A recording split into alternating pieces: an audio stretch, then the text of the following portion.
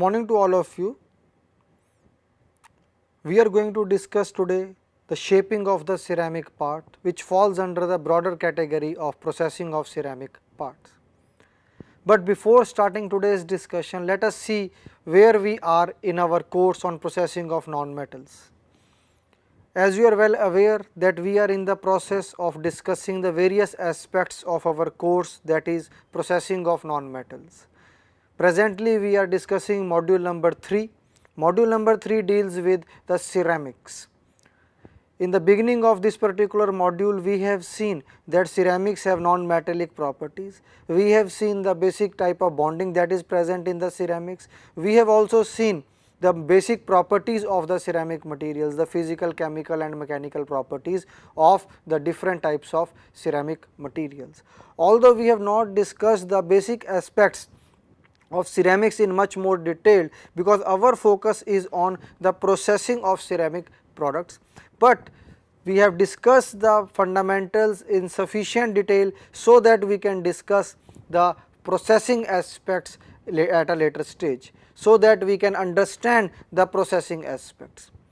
So, we have seen that how the ceramic powders are prepared, what are the different tools and techniques used for processing of ceramic powders. We have seen a mechanical type of route can be followed to prepare the ceramic powder, and the chemical methods can be used to prepare the ceramic powders. Then we have seen that how we can give a shape to the ceramic powders. Today also our focus is on the processing aspects of ceramic parts. So, I have just highlighted that what we have covered in this particular module. In the beginning we have seen the properties of the ceramic materials, the basic definitions related to ceramics, then we have seen the processing of ceramic powders, and then we have started our discussion related to the process of making the ceramic parts. In our previous lecture, that is processing of ceramic parts, we have seen that how we can make a shape of the ceramic part. If you remember, we have seen that there are different types of pressing mechanisms that are used to give shape to the ceramic powders. If you remember, the basic characteristics or the fundamental characteristics of wet drawing, wet pressing, dry pressing, hot pressing and isostatic pressing. So, 4 different types of pressing techniques were seen with the relative advantages and disadvantages of all these techniques. And we are today going to see that what are the other processes which are used for giving shape to the ceramic parts. So, basically, as you are well aware, in our previous lectures we have already discussed that there are 3 basic steps that are involved in making the ceramic parts. Step number 1 is the preparation of the raw material in the form of ceramic powders. So, first of all, from the raw ceramics, which may be coming from the natural minerals or may be synthetically synthesized. So, depending upon the requirement, we have a type of raw material which is available with us. Now, this raw material is crushed or milled or grinded into the ceramic powder. Even chemical synthesis route can also be used to get the ceramic powder. So, basically our raw material in case of ceramics parts processing is the ceramic powder. Once the ceramic powder is ready with us, we mix it with certain additives, certain binders in order to give it a desired shape or to make a green compact, as in the case of powder metallurgy. So, we make a green compact by different techniques, that is we give a shape to the product.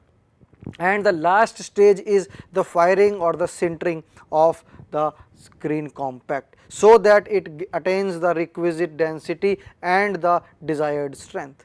So, basically 3 steps are involved. Step number 1 is the preparation of ceramic powders or the preparation of the raw material for ceramics parts processing. Second step is the mixing of the ceramic powder with the additional binders or additives in order to impart certain special characteristics, and the third stage is the drying or shaping of the part into the desired shape, drying, and finally the firing that is also called sintering. So basically 3 steps are involved. Sir, but before going to these 3 steps, we should first understand that what are the various methods of preparation of ceramic powders, and before going to the preparation of ceramic powder, we should first understand that what are the ceramic material, what are the special characteristics of the ceramic materials, and why do we need to convert them into powders in order to make ceramic parts. Why can't we use the processes that are well developed and commercially available for processing of metals or polymers. What are the distinct characteristics of ceramics that make them a different class of engineering material. So all these things or all this discussion has already been done. So now we have reached to a stage where we are in a process of understanding the conversion process from a raw material into the final product. We know how to make a ceramic powder, and we know how to mix the ceramic powder with the various additives. Now finally our objective is to give a final shape to the raw material. So the different types of ceramic products you have seen. We have dining cookware, we have different types of decorative items, there are bioceramic, there are space shuttle, there are roof tiles, there are floor tiles made up of ceramic material. So different types of ceramic products are there, and they have distinct shapes and shape complexities. They have different types of sizes. Now depending upon the size and depending upon the shape complexity, we have to choose a process which would help us to give the ceramic raw material a desired shape. One of the techniques we have seen in our previous lecture, that is pressing, in which we have seen that we can go for dry pressing, we can go for wet pressing, hot pressing or isostatic pressing. Today we will see some other techniques like slip casting, injection molding or extrusion, which can also be used to generate a green compact or to generate a ceramic part which would further be subjected to certain secondary operations in order to make it a usable product. So with this introduction, that what we have already covered, what we are in the process of discussing, where this particular lecture fits in, this lecture falls in which particular module, and the module is a particular module of our course on processing of non-metals. So basically we are discussing the course on processing of non-metals. We are discussing module number 3, in which we are discussing the processing of ceramic parts. With this introduction, let us now start our discussion. First and foremost, let us revise that what are the various stages involved in making a ceramic product. Processing of ceramic parts generally involves 3 basic steps. So all these 3 basic steps I have already explained. First step is ceramic powder preparation. Some of the methods or techniques which are used for preparation of ceramic powders is highlighted on the screen, that is crushing, milling and grinding, that we have already discussed with the help of the diagrams in our previous lectures. Crushing, milling and grinding are the mechanical ways of producing the ceramic powder. If you know, if you understand, if you have understood in our previous lecture, there are chemical methods also which are used for processing of ceramic powders, like the precipitation method and the solid reaction method. So crushing, milling and grinding gives us the mechanical route for processing of ceramic powders, and the chemical methods such as the solid reactions, solid reactions, and the precipitation method gives us the chemical methods. So basically first stage is, or the first step is to prepare the ceramic powders. Once the ceramic powders are ready, the second stage is mixing these powder particles with the additives. Why the additives are added? In order to impart the special characteristics to our final ceramic product. Once the mixing has been achieved, next stage is to give a shape to the ceramic part.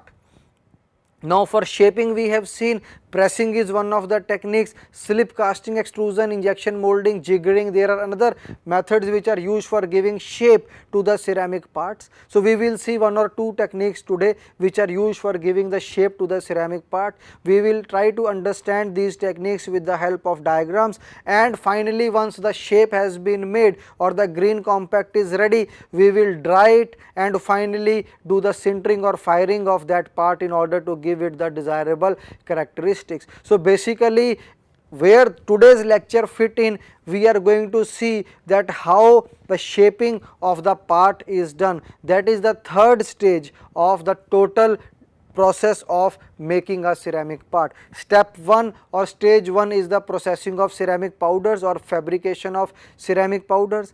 Step 2 is mixing or making the raw material ready to be made into a ceramic product. Stage 3 is giving a shape to the raw material, and finally drying and sintering it or firing it. So today we are going to discuss that how to give a shape to the ceramic raw material. So one of the steps or one of the important processes is slip casting. But let us, before going into the discussion of slip casting, let us try to understand that what are the various types of processes which are used for processing of ceramic parts.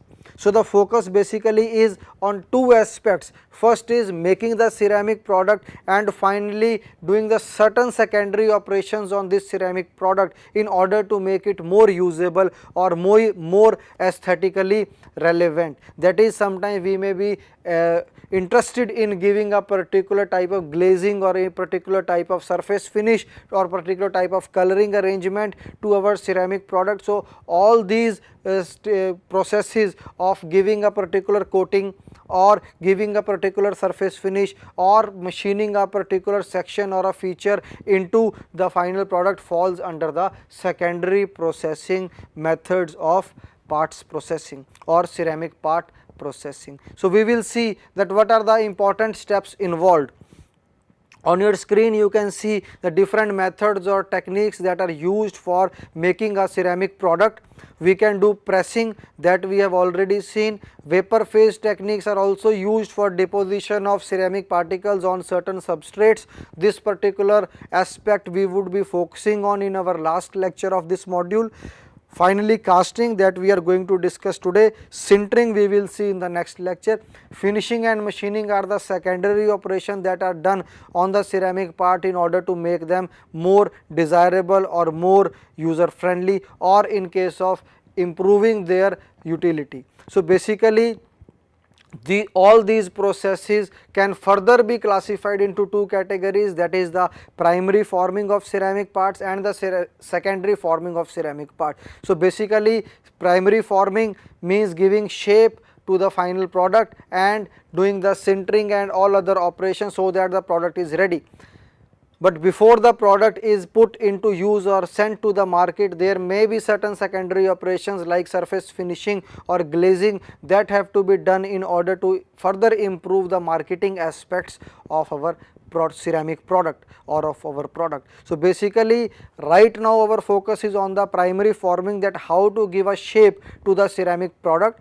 What are the secondary operations involved, that we would be seeing in our next lecture. So with this introduction, let us now focus on one of the important processes that is used for processing or giving a shape to the ceramic part. So first process that we are going to discuss today is the casting process, out of which or in which slip casting is an important process. Slip casting is also sometimes called as drain casting. Why drain casting, that we will try to understand with the help of a diagram. So let us start our discussion with the first process that we are going to discuss today, that is used for giving shape to the ceramic raw material, the material which is having the additives or the binders as well as the ceramic powders. So ceramic powder plus additive plus binder, this forms the ceramic raw material, and this raw material we have to give a particular shape depending upon the design requirement or depending upon the geometrical design of our final product. So the first point on your screen you can see the ceramic processing technique in which powders are cast into useful shapes. So before going to discuss this particular aspect in case of ceramics, let us first revise that what do we mean by casting actually. Casting is a very common process which is used for metals or for making parts of metals and is one of the important primary forming processes in case of processing of metals. So what is done in casting? A mold is made, usually a sand mold is made in case of temporary molding technique, and in case of permanent mold casting metallic molds are also used. So basically in casting what is done, a mold is there, it can be a sand mold or it can be a metallic mold. the metal is melted in the furnace. There are different types of furnaces that are used for melting the metal. The molten metal is brought to the mold in ladles, and then the metal is poured in the mold. In case of sand mold, it is usually gravity pouring, and in case of permanent mold such as hot chamber or cold chamber die casting, pressurized, we can say, metal is pushed into the mold. So basically the technique is that we have a molten metal which is somehow injected into the mold material. So casting process, basically there is a molten raw material and there is a mold which has to give a shape to the final product. The molten metal is poured inside the mold and it takes the shape of the mold, and finally after solidification we get a final product which we call as a cast product. So basically in ceramic processing also the same aspects or the same mechanism is there, but here the raw material is not a metal. The raw material or the molten material or the liquid material in case of the ceramic casting is a ceramic slurry. So basically the slurry is poured into a mold. The mold is not made up of a sand or the metal. In case of casting in ceramics, it is made up of plaster of Paris. So there are some differences between the casting in case of metals and the casting in case of ceramics, that we will try to highlight with the help of the points that are there on your screen. But first of all, it is very important for us to understand that what is the difference between the casting of metals and the casting of ceramics. So first important point on your screen, again I am emphasizing the ceramic processing technique in which the powders are cast into the useful shapes. So basically this particular process falls under the third stage of the ceramic parts processing. Stage 1 is preparation of ceramic powder, stage 2 is mixing up of the powder with additives to impart certain special characteristics, stage 3 is the shaping, drying and firing. So now we are discussing how to give a shape to the ceramic powders. So casting is one of the important techniques, and we have tried to differentiate between the casting of metals and the casting of ceramics. So point number 2, the process selection is based on the powder material being processed, the shape desired and the property requirements of the final part. So this we have discussed in our previous lecture also. If you remember, we have seen that in order to choose a particular process for a particular application, we have to take into account 3 or 4 important criteria. That when we are choosing a process, we have to see that this process is being used for which type of the raw material, what is the type of the powder or the characteristics of the powder. Powder has got many characteristics or certain desirable characteristics, which also we have covered when we have discussed the chapter or the lecture on ceramic powder preparation. If you remember, there are just, I will revise that, what are the important desirable characteristics. The important characteristics are the chemical composition of the ceramic powder, the phase composition, particle size distribution, particle shape, agglomeration. These are some of the important characteristics of the powder. Now depending upon the type of the powder, the process would be chosen. Next is the final shape of the product desired. Now if the shape is very complex, we have to choose the process accordingly, and if the shape is very simple, then a different process can be chosen for making that part.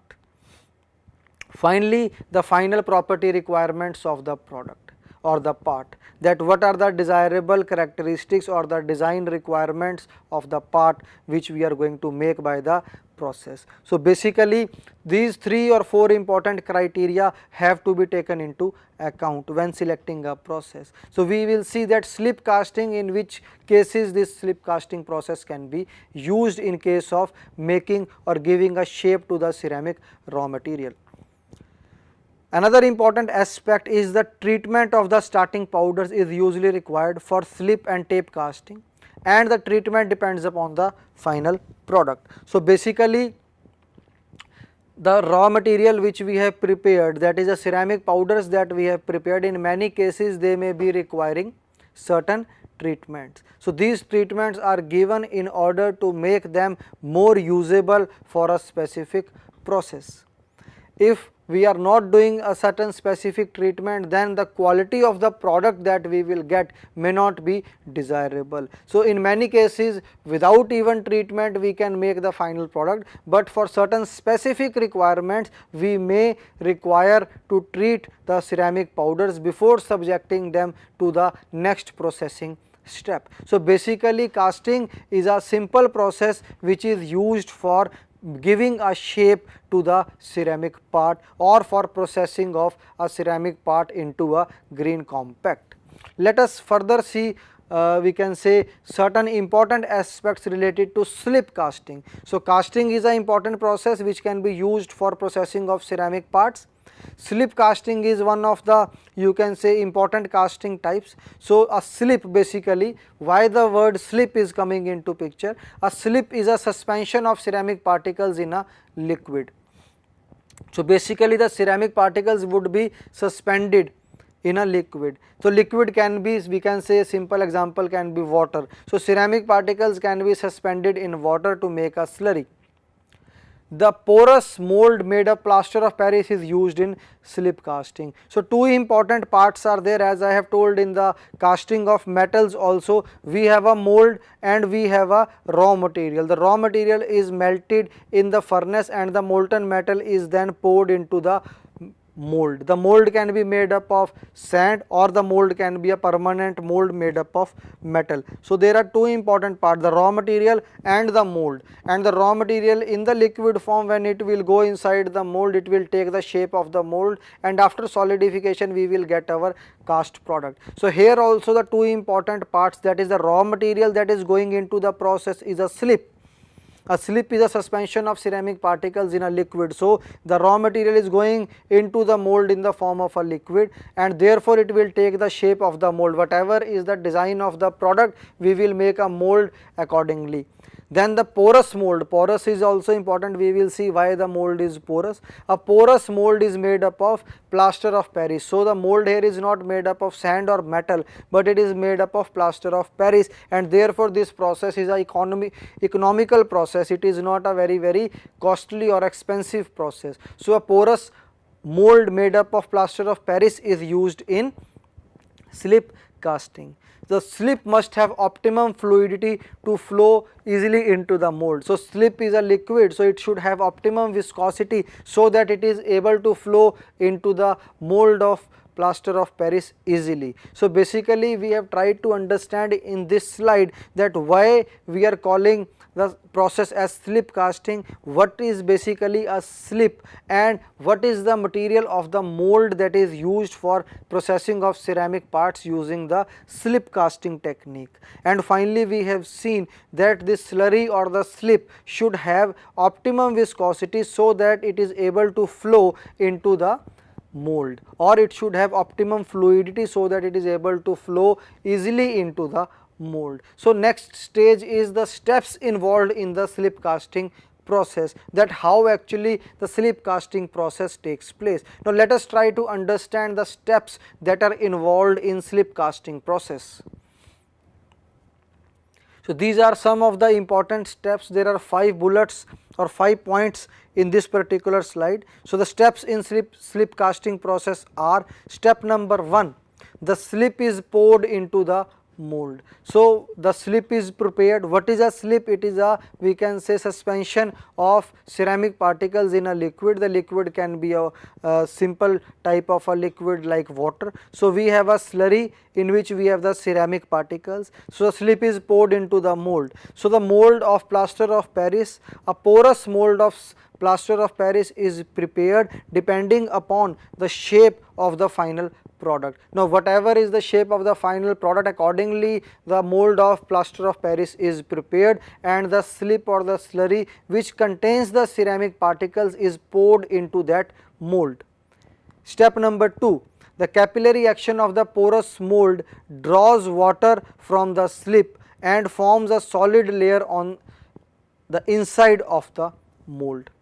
So we have a mold we have poured the slip inside the mold, and because of the capillary action in the mold, because it is a porous mold that we have seen in the previous slide also. So because of the porous nature of the mold and the capillary action taking place, the water because we are assuming that the slurry contains the water, because the suspension of ceramic particles is supposed in water. So this water would be drawn into the mold by the capillary action, and a solid layer is formed on the inside of the mold. So this is suppose the mold. On the inside of the mold, a solid layer of the ceramic product would be forming. So step number 1 is pouring of the slip into the plaster of Paris mold.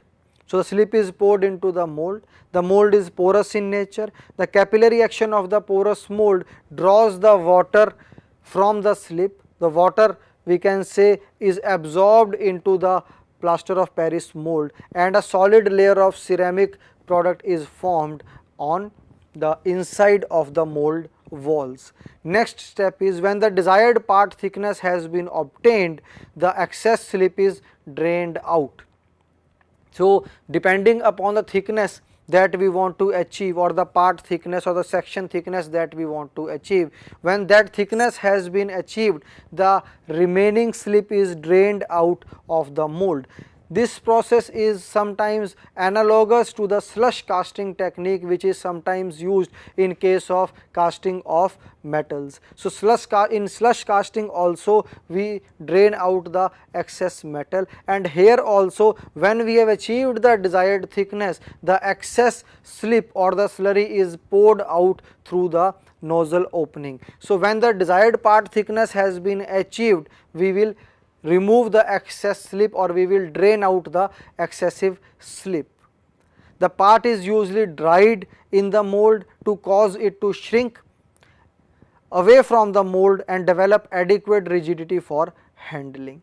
So we will allow the mold to be in the closed position for certain amount of time, so that the mold is allowing the drying of the ceramic part which has been formed inside the mold. So basically our objective is that it should dry to certain extent, so that when the mold is open and the ceramic part is taken out, it is easy to handle.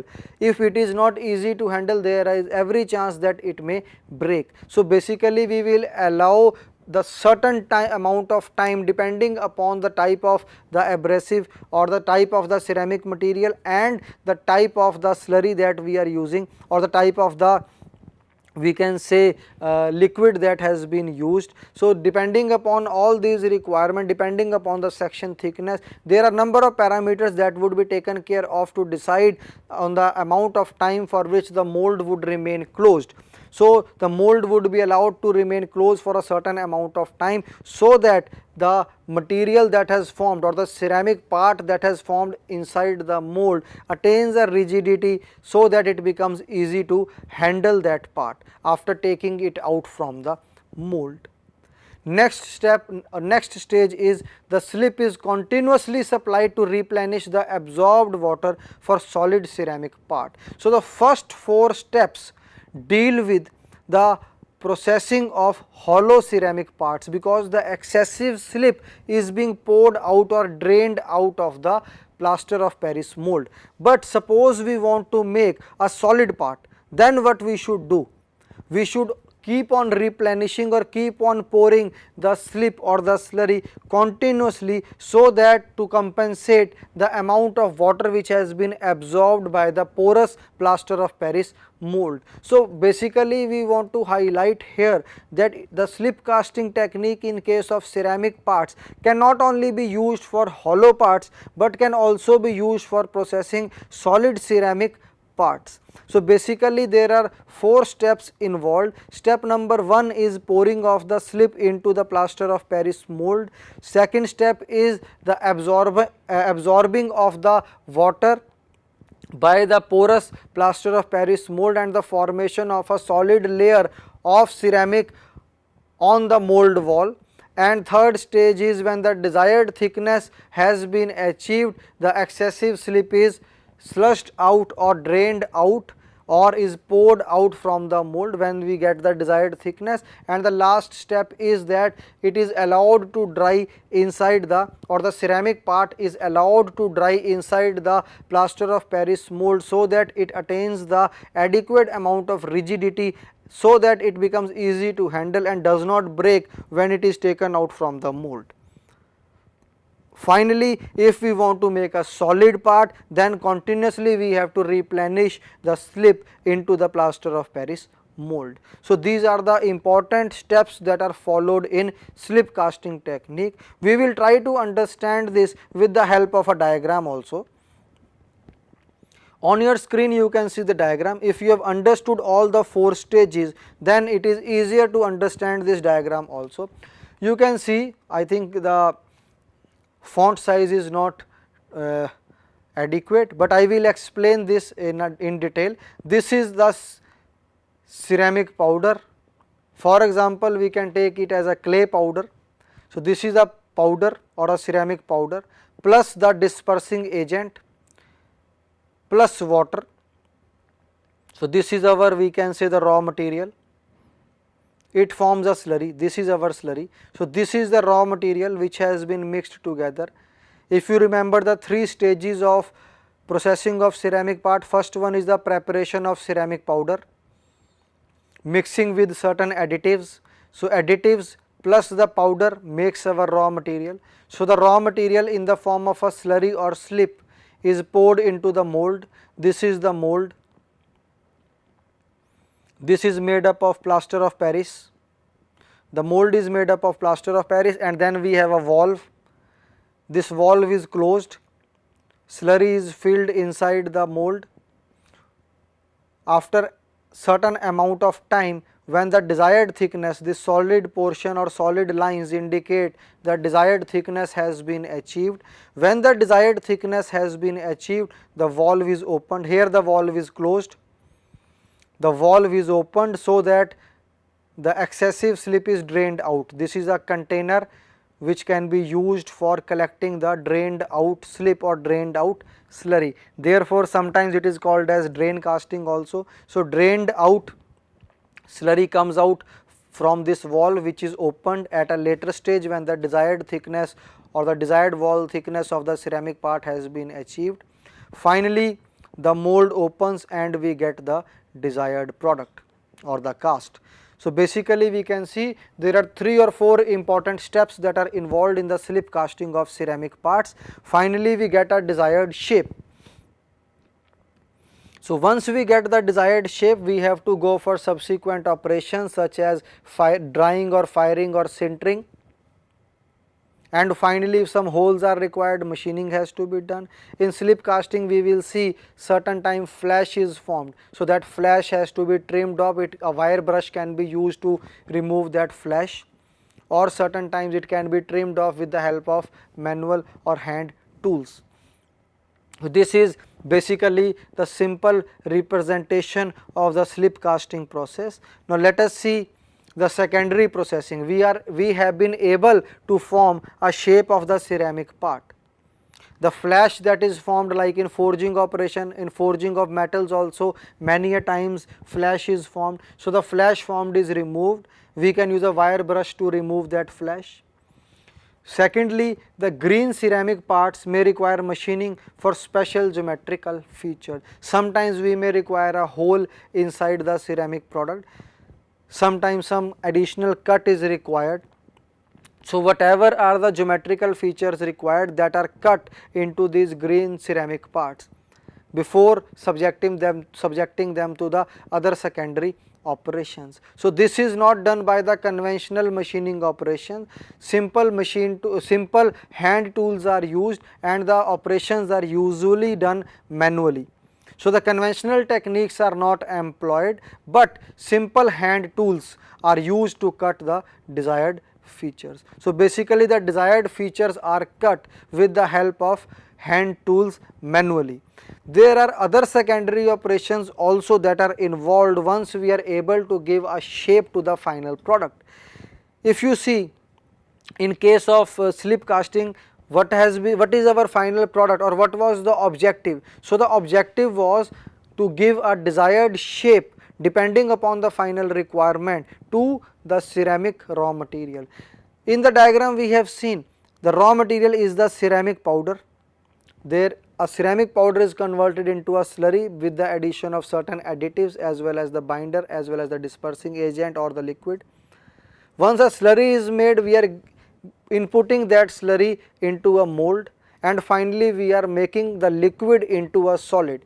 So solid part or a green compact is prepared. So the objective was basically to convert the raw material into a solid part. Once the solid part is ready, it has to be subjected to certain secondary operations so that this part can be used for the desired application. So basically we have seen that what is the slip casting process, but this process has got certain advantages. On the contrary, it has got certain limitations or disadvantages also. So now we will try to understand that what are the important advantages and limitations of the slip casting process. Now the important advantages are the process is an economical way. So first important advantage is that slip casting is economical. Why? Because the mold that we are using is a plaster of Paris mold, which is not very costly. In place of plaster of Paris, suppose we use a metallic mold, then the cost may be relatively higher as compared to the simple plaster of Paris mold.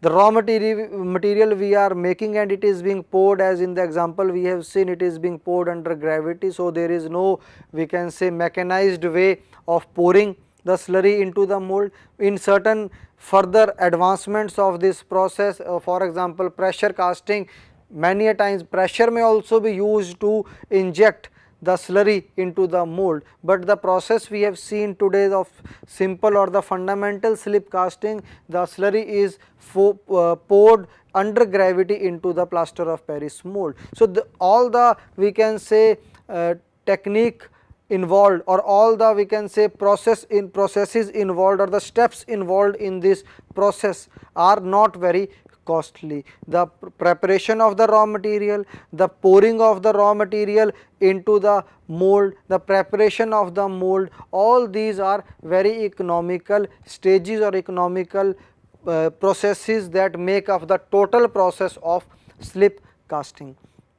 So the process is economical because we do not require any expensive or any high end sophisticated instrument or instrumentation for this process. So the process is economical. This is again a summary of whatever we have discussed. Second is it can be used to make complex shapes. Another advantage is that the process of slip casting can also be used for processing of complex shapes.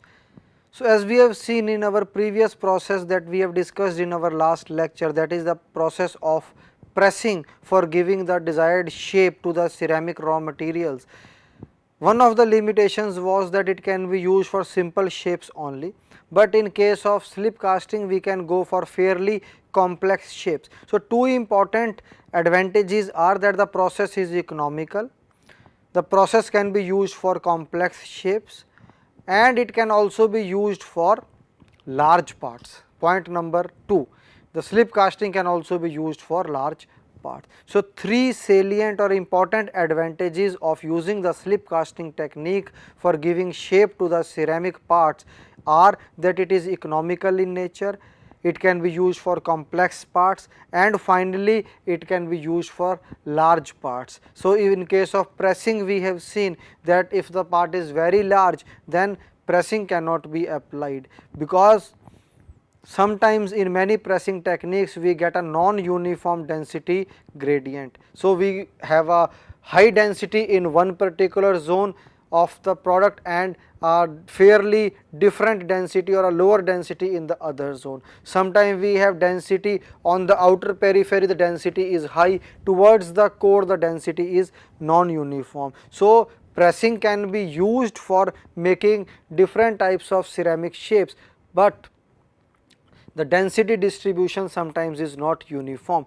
But in case of slip casting technique we can make large parts where the uniform density would be there all along the bulk of the part or all along the bulk of the material. So basically the three important advantages of our process of slip casting are the economical process.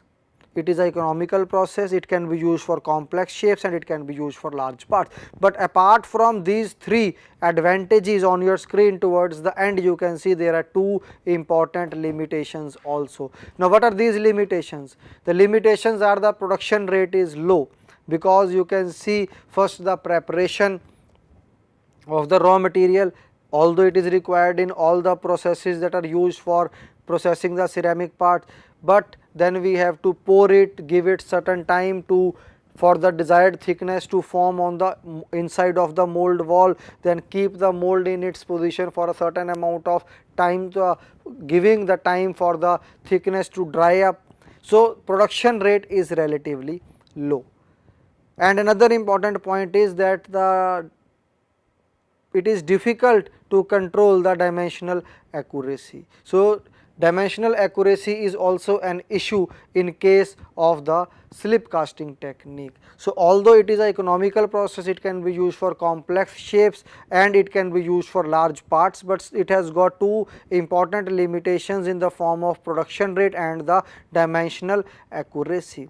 But still slip casting is used as one of the important processes for giving shape to the ceramic parts. So now we will focus our attention on some other techniques. Quickly we will see which are common techniques which are used for polymers also, and they are also used to give shape to the ceramic parts. So till now we have discussed one of the important techniques, that is slip casting. The fundamental aspects only we have covered.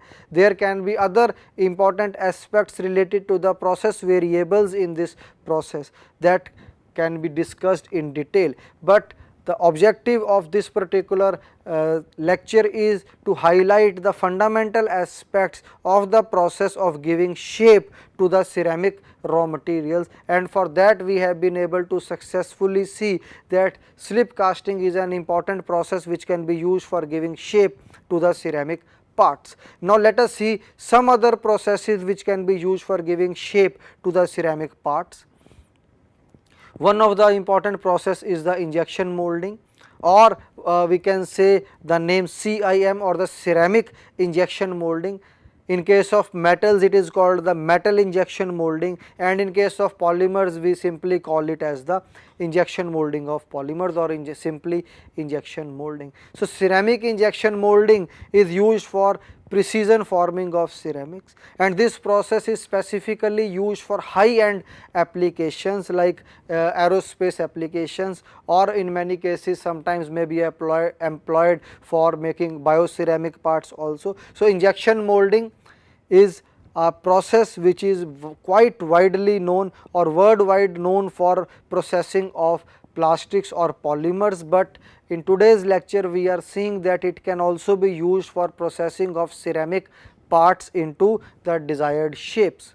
So it is used for precision forming of ceramics, that is, it is used for high end applications of ceramics. The raw material is mixed with a binder, which is a common process in all ceramic forming techniques. So the raw material is mixed with a binder. The binder in this case is usually a polymer which can be polypropylene or wax. There can be other types of polymers also, or specific polymers that can be used as the binding agents for ceramic particles. So the raw materials are mixed with binder. The binders, the examples are given on your screen, that polypropylene or wax can be used. The binder is removed by pyrolysis and sintering is done. Once the part is ready, then the pyrolysis and sintering is done. And finally the process is useful for thin sections and can be used for most engineering ceramics. So some of the important ceramics are alumina or silicon carbide, and these particles can be used in a binder of polypropylene or wax or some other polymer, depending upon the, we can say, the characteristics of the polymer and the ceramic material or the ceramic particle. They can be mixed together and can be injected into the mold cavity to give the desired shape. So, in injection molding we will just try to see or understand with the help of a diagram that how the process takes place. Although this process we are going to discuss in detail in case of polymers, which is going to be another module in which we are going to see the processing of plastics, where injection molding, extrusion, rotational molding, all these processes would be discussed in detail. But today we will just have an overview of the injection molding process, that how the process actually takes place. And in case of ceramics, there are few important points to be taken care of, that is already there on your screen, that injection molding in case of ceramics is used for precision forming of ceramics, that is for high end applications only. The raw materials are mixed with the binders. Few examples of the binders are given on your screen, and later on the binders are removed to get a dense ceramic part after sintering, and finally the process is useful for thin sections and can be used for most engineering ceramics such as alumina and silicon carbide. With this, we now go on to the diagram of the simple injection molding process. So, we have the powder raw material here, this is a hopper, the raw material is kept here, it is mixed with the binder that are there.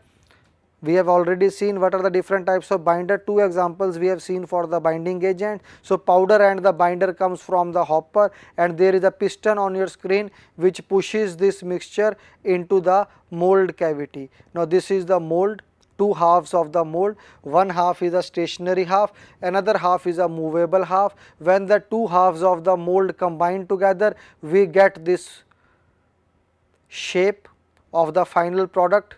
This light green color shape is the final product that we want to produce. So, the two mold halves would combine together and would form the mold cavity, and the raw material in the form of ceramic powder, which is having the binder or which has been bound by the binders or the polymer binders, is pushed into this mold cavity by this piston, and it is allowed to take this shape, and finally the mold halves open and the shape or the green compact is taken out and is put to subsequent processing or subjected to the additional steps before it is brought into the usable form for a specific application for which it has been designed and processed. So, basically the process is fairly simple.